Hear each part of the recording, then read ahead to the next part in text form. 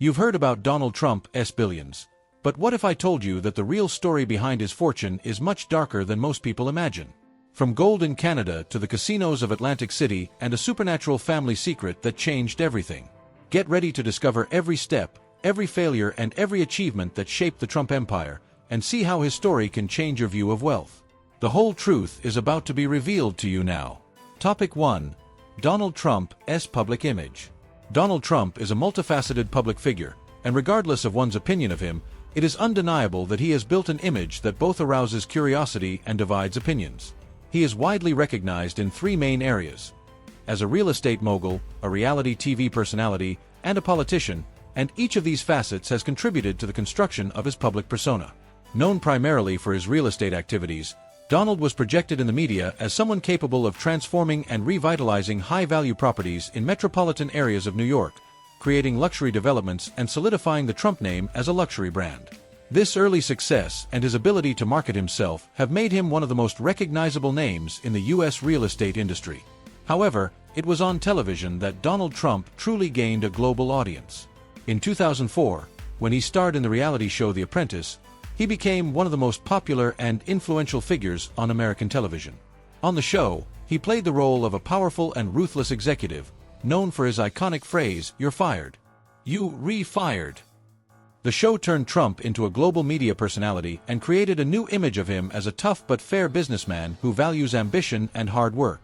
During the years the show aired, Trump grew in popularity and established his authoritarian, direct leadership style, attracting a legion of fans as well as people interested in learning from his business strategies. This visibility expanded even further when Trump decided to enter the world of politics, announcing his candidacy for President of the United States in 2015. Until then, he was already known for his involvement in political issues and for his controversial opinions on various subjects. With a populist approach and a message that resonated with a significant portion of Americans, Trump quickly gained the support of voters dissatisfied with the traditional political system. His campaign, marked by simple and direct language, promised to "Make America Great Again, Make America Great Again," a slogan that became a symbol of his political career. His victory in the 2016 election made Trump the 45th President of the United States, and his administration was marked by controversial policies and decisions, as well as intense activity on social media, where he communicated directly with his supporters. Trump's image as a polarizing figure, whose public life is full of successes, setbacks, and controversies. He has managed to consolidate his own narrative that, for both supporters and critics, is full of complexity and symbolism. At each of these stages, Trump has relied on the media to build and sustain his trust, always capitalizing on the impact he has had on society and generating publications that, to this day, continue to be active in the public debate about his figure.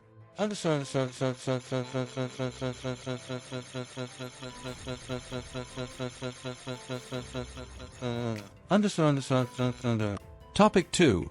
Trump family wealth.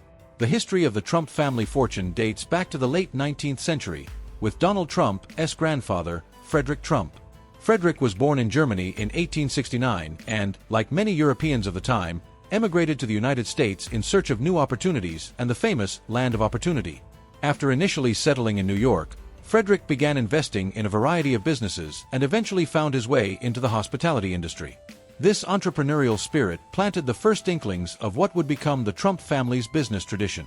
Klondike Gold Rush, which drew thousands of people to Canada in the hope of getting rich quick, Frederick Trump decided to travel to the region with a different goal: not to search for gold, but to provide services to the miners. He realized that the high demand for security and food could be more profitable than mining itself. With this in mind, he opened a hotel and restaurant in the town of Bennett, where miners and adventurers would stop on their way to the Klondike. The establishment offered a range of services, including meals, drinks, and refreshments, which generated a good profit margin. This strategy of taking advantage of local opportunities, rather than following the masses, was what allowed Frederick to accumulate his initial wealth. As the years passed, Frederick's business grew, and he took the opportunity to expand his operations even further, setting up other establishments to serve the workers in the region. This entrepreneurial vision, coupled with the harsh and unpredictable lifestyle of the miners, provided a good income for the family. When Frederick passed away, he left a specific amount of money and property to his descendants, the equivalent of about $500,000 in today's dollars. This legacy was instrumental in the business development of the next generation.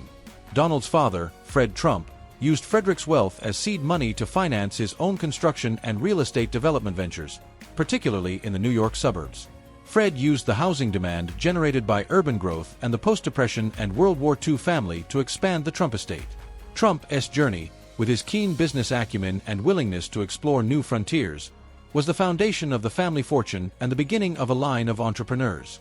This pioneering spirit and ability to seize opportunities for economic growth are traits that have been passed down from generation to generation, and the foundation of the Trump fortune is rooted in Frederick's courage and insight in pursuing prosperity in unique ways.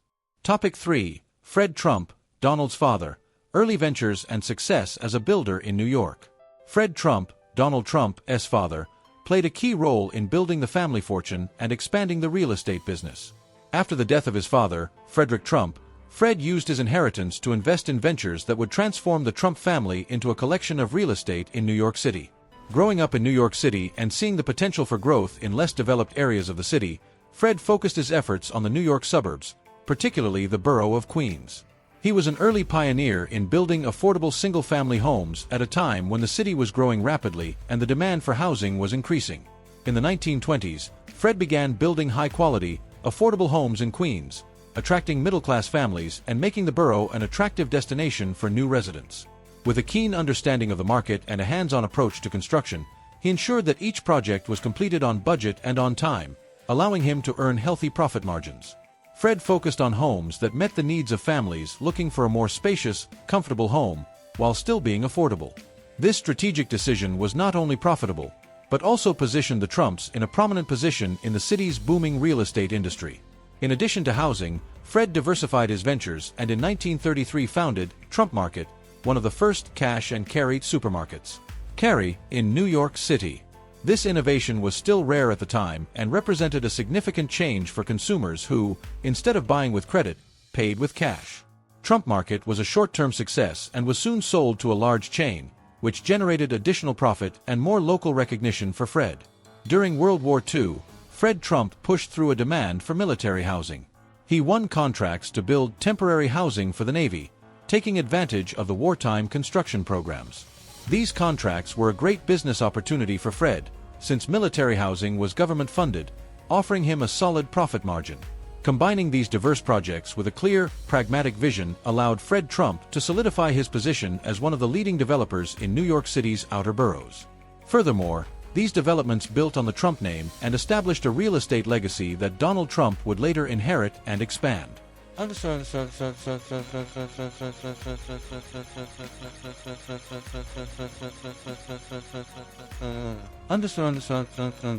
Topic 4. Government-funded housing expansion. The success of Shore Haven. In 1949, Fred Trump achieved his greatest financial success when he took advantage of an opportunity offered by the United States government to expand his real estate operations. In the post-war period, the country was experiencing a great demand for housing, especially in urban areas that housed workers and their families. Taking advantage of this situation, Fred sought government financing to expand his real estate portfolio and build large housing developments.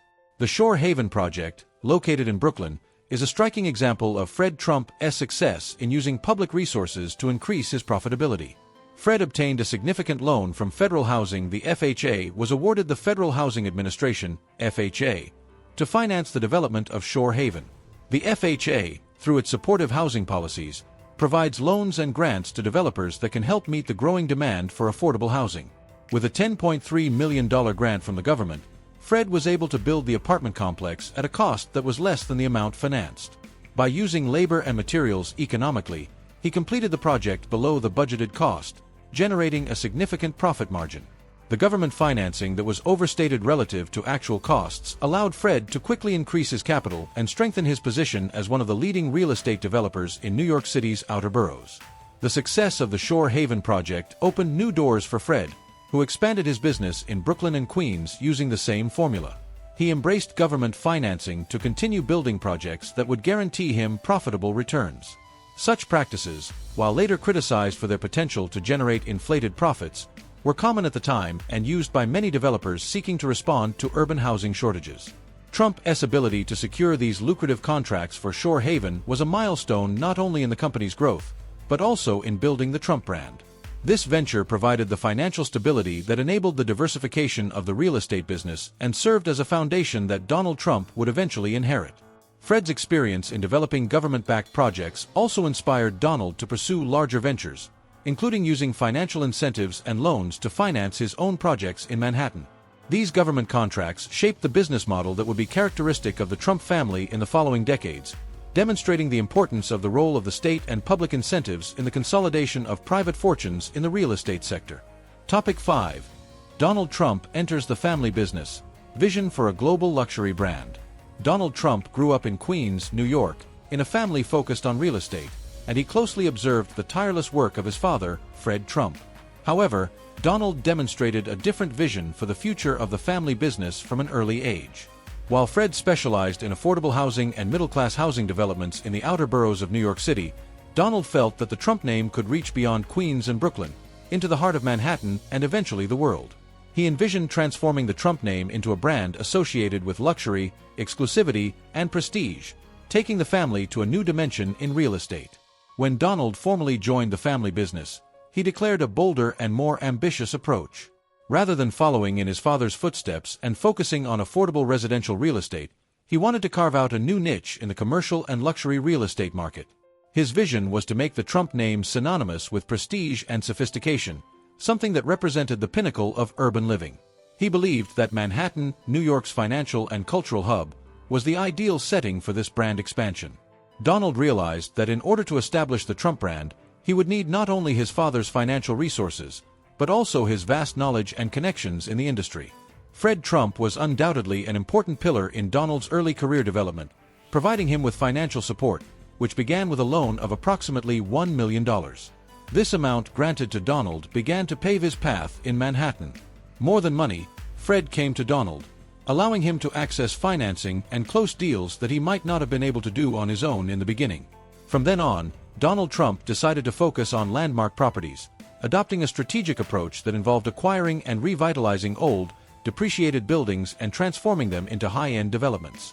He also introduced an intense and aggressive negotiation style, always seeking the best contracts and partnerships for his projects. His entry into the Manhattan real estate market was a bold and risky move, but it was in line with his vision of taking the Trump brand to a global level. Donald believed that the new direction of the family business could expand globally and that luxury would represent the new DNA of the Trump brand. This entrepreneurial spirit and his strategy of seeking visibility and influence in Manhattan took the Trump brand to new heights, and the name quickly began to be associated with high-end developments. This paradigm shift from affordable housing in neighborhoods to luxury properties in iconic locations was Donald's first major step in establishing the Trump name as a prestigious brand and turning his vision into reality.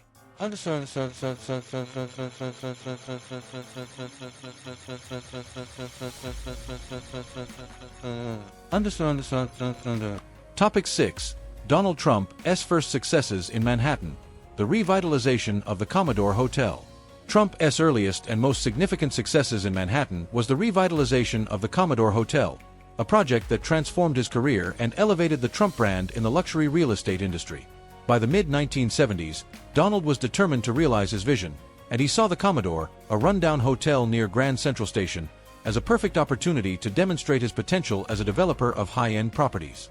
He had already been anticipated in the market by his father's support, and now he wanted to demonstrate his own ability to turn a property around and revitalize the surrounding area.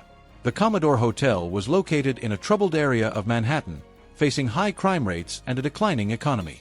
Many nearby properties were vacant, further devaluing the area. Donald Trump, however, saw potential value where others saw risk. To finance the project, he negotiated with banks, investors, and city officials, demonstrating an early ability to navigate the complexities of Manhattan finance and regulations.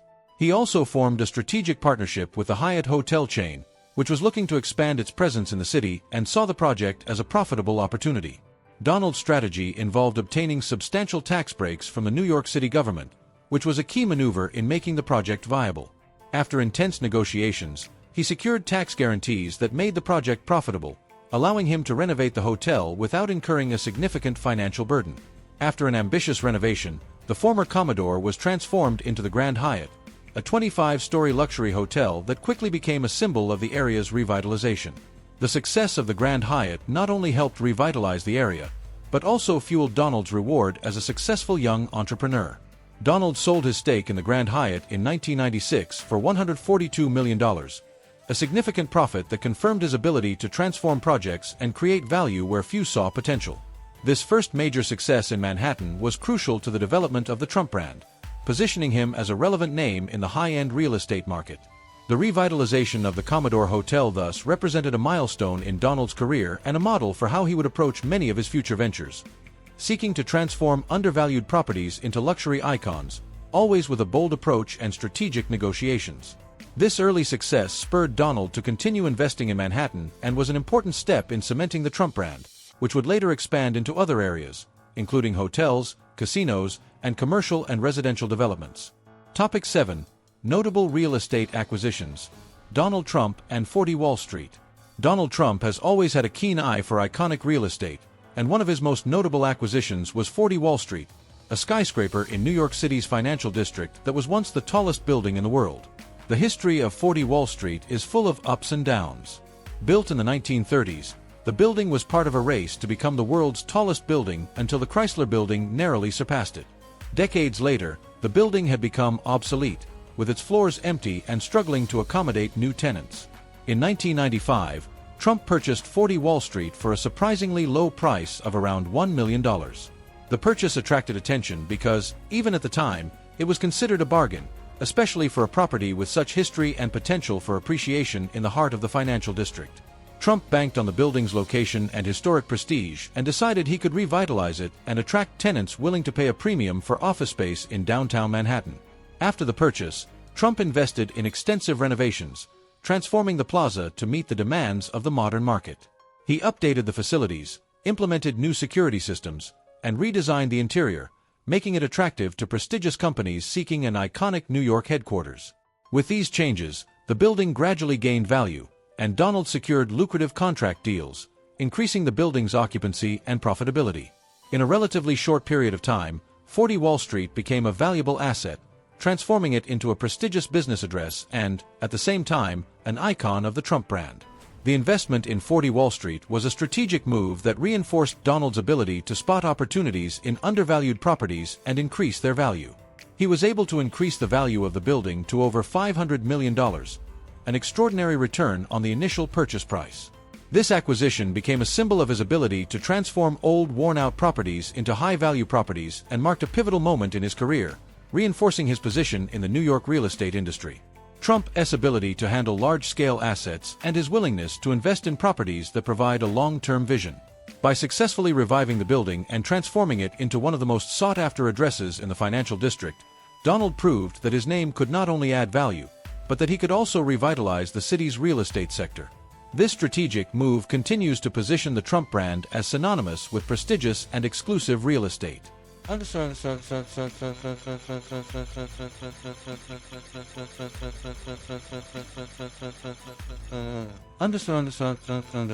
Topic 8. Success with the Apprentice program. Donald Trump was already well known in the business and real estate worlds before he entered the entertainment world, but his success with The Apprentice in 2004 expanded his fame in an unprecedented way. As host and executive producer of the show, Trump became a prominent figure on American television, and the show quickly became a cultural staple. The Apprentice offers a look at the business world through Trump's eyes, where young professionals and entrepreneurs compete for a position at one of his companies. Trump served as a mentor and evaluator for the contestants, with the famous catchphrase, "You're fired. You're fired," which became part of the popular vocabulary and boosted the show's ratings even further. From the beginning, Trump secured a highly advantageous deal. He earned around $1 million per episode, and the show's success led to the production of multiple seasons and spin-offs, such as The Celebrity Apprentice, where celebrities competed for donations to their charities. During the show's peak, Trump amassed a fortune from his television appearances alone, earning an estimated $1 million shopping spree over the years. With high ratings, The Apprentice brought Trump notoriety and solidified his public image as a ruthless and successful businessman capable of making quick, effective decisions. In addition to its financial impact, The Apprentice elevated Trump from a household name in the real estate industry to a household name among the general public. Millions of viewers tuned in weekly, and the show was shown in collections in countries around the world, expanding his influence and building his fan base. The massive exposure provided by The Apprentice also generated licensing opportunities and new business ventures, as the Trump name became associated not only with real estate but also with popular culture and entertainment. Trump-branded products, such as perfume and clothing, began to be sold, further increasing the brand's visibility. The Apprentice also played a crucial role in Donald Trump's transition into politics. His image as a successful and shrewd businessman, built over the seasons, helped him become seen as someone capable of leadership and making tough decisions, traits that he would later use as the basis of his presidential campaign. In essence, the success of The Apprentice not only increased Trump's fortune, but also created a platform of influence that helped him enter American politics, culminating in his election as President of the United States. Trump's career is a clear example of how entertainment and business can intertwine to build a powerful image.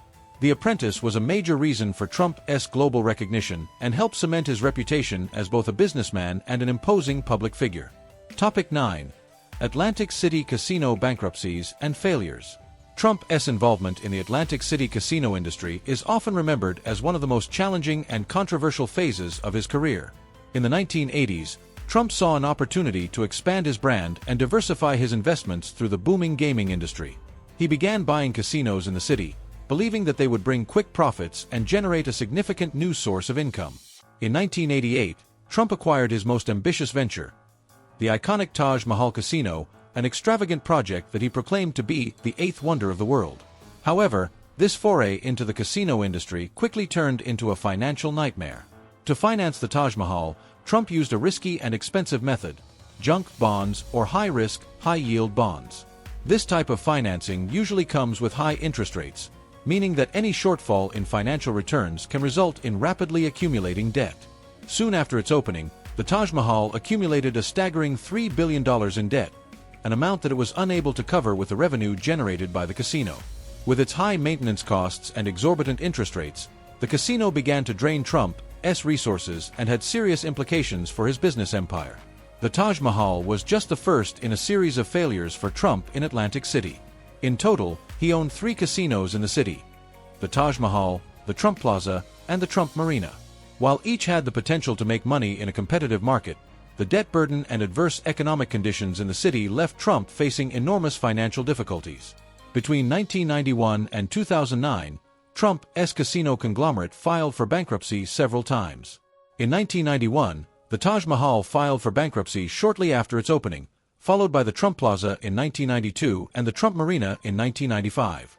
The latest bankruptcy occurred in 2009, in the wake of the financial crisis, and was a severe blow to Trump's finances.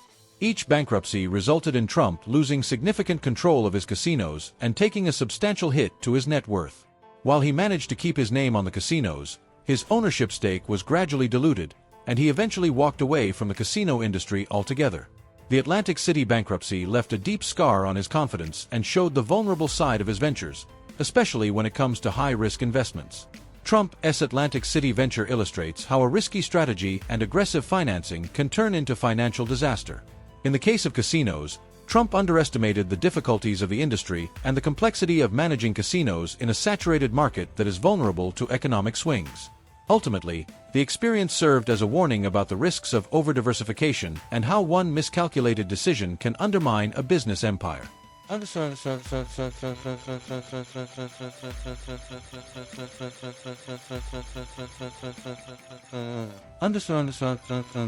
Topic 10. Fred Trump's contribution to helping Donald. Trump's casinos, the contribution of his father, Fred Trump, played a crucial role in trying to alleviate some of the hardships faced by his son. Fred Trump, a successful businessman in the construction and real estate industries, was an important and influential figure in Donald's life, both in terms of financial and emotional support. When Donald's casinos faced severe financial difficulties due to accumulated debts and insufficient revenue to cover the high interest rates on junk bonds, Fred stepped in to help his son at a critical moment. In 1990, with the Taj Mahal in serious trouble and in urgent need of cash to cover a debt, Fred decided to take an unusual step to provide Donald with financial assistance. He purchased $3.5 million worth of casino chips from the Taj Mahal, which was effectively paid off as an immediate capital loan. By purchasing the chips, Fred enabled the casino to record an inflow of cash and thus meet some of its financial obligations. This support was essential in avoiding immediate collapse and gave Donald time to seek other financial solutions and renegotiate some of his debts. However, Fred's support was a temporary lifeline amid a deeper, more systemic crisis. The difficulties facing Trump's casinos go far beyond the need for an immediate financial boost. The casino chip loan highlighted just how precarious Donald's financial situation was at the time, as even with massive investment in the Taj Mahal and other gaming ventures, the financial results failed to live up to expectations. Instead, the casinos continued to accumulate debt and face market headwinds. Trump's assistance also symbolizes the family dynamic between the two, and how Fred continued to support Donald at crucial moments in his business career. Their relationship has always been marked by a combination of support and high expectations, with Fred providing Donald with both the financial resources and the skills he needed to navigate the real estate and business world. Despite his attempts to help his son, Fred was unable to prevent the fate of Donald's Atlantic City casinos, which faced several shortcomings and difficulties that tarnished Donald Trump's otherwise lucrative career as a businessman. Trump's intervention also highlighted the complexities of the father-son relationship and the challenges of maintaining a business empire. While Donald learned a lot from Fred and benefited from the financial opportunities his father provided, the casino crisis highlighted how not every business venture succeeds and how even high-powered figures face financial difficulties. Fred's help served as an attempt to minimize the risks of a risky investment, but it was also a reminder that business success depends on more than just access to financial resources. Topic 11. Trump's other failed ventures. Donald Trump is widely known for his large-scale real estate ventures and media presence, but his career has also been marked by a series of failed business ventures. Amid his desire to diversify the Trump brand into a multifaceted empire, Trump invested in a variety of businesses outside of real estate that, while promising, failed to achieve the expected success and eventually closed. Trump's first failed ventures was Trump Airlines. In 1989, Trump acquired Eastern Air Shuttle, an operation that operated routes between New York, Boston, and Washington, D.C. He renamed the company Trump Shuttle, investing in improvements and more comfortable facilities. However, the business was reserved for profit and was heavily impacted by rising fuel prices and the economic recession of the time. In 1992, Trump Shuttle was forced to end its imports, and Trump lost control of the company. Another controversial venture was Trump Vodka. Launched in 2006, Trump's vodka brand promised to stand out in the premium spirits market with the slogan "Success Distilled." Despite the marketing efforts and the big name behind the product, Trump Vodka failed to establish a significant presence in the market and was pulled from shelves within a few years due to low sales and fierce competition. Trump Magazine is also remembered as one of Trump's short-lived projects. Aimed at reaching a high-income audience, the magazine launched in 2007 but struggled to attract enough readers and advertisers to sustain its operation. With the financial crisis of 2008, revenues fell further, and the magazine was discontinued. In addition to these, products like Trump Steaks and Trump University marked more diversification failures. Trump Steaks was a product that attempted to enter the luxury meat market, being sold by the Sharper chain of stores. Image, but it failed to attract consumers and was soon withdrawn from circulation. Trump University, focused on teaching entrepreneurship and real estate investment, has been embroiled in controversy, including accusations of deceptive practices, resulting in lawsuits and a multimillion-dollar compensation agreement for disgruntled former students. Another notable failure was Trump Mortgage, founded in 2006, just a year before the housing crisis that rocked the sector in the United States. Despite promises of success, the business quickly went bankrupt as the housing market collapsed and defaults rose. These ventures show how Trump has sought to diversify his brand, but many of those attempts have failed to withstand market challenges. While some setbacks are normal in a long career, they also raise questions about Trump's effectiveness in managing businesses outside his core business.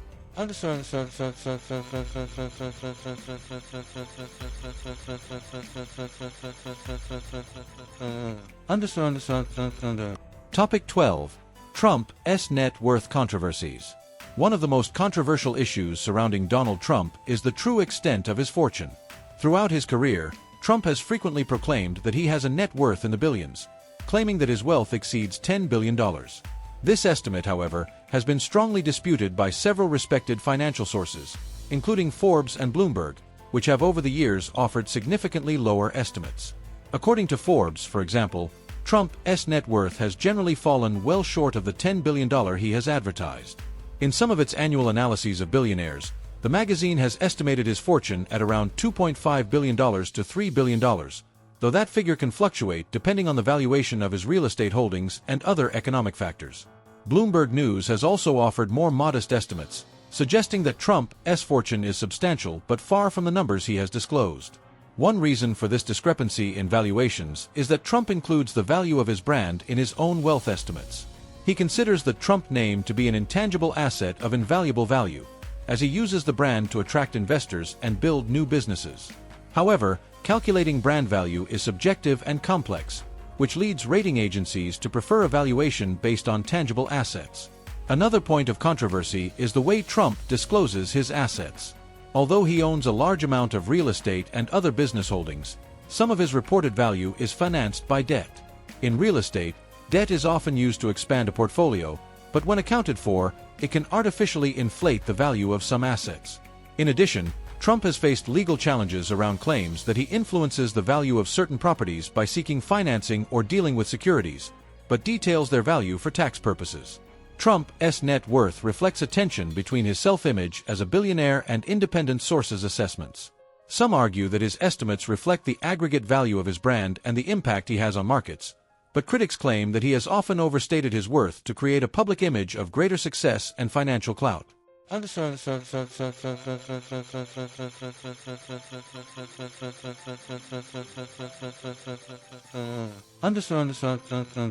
Topic 13.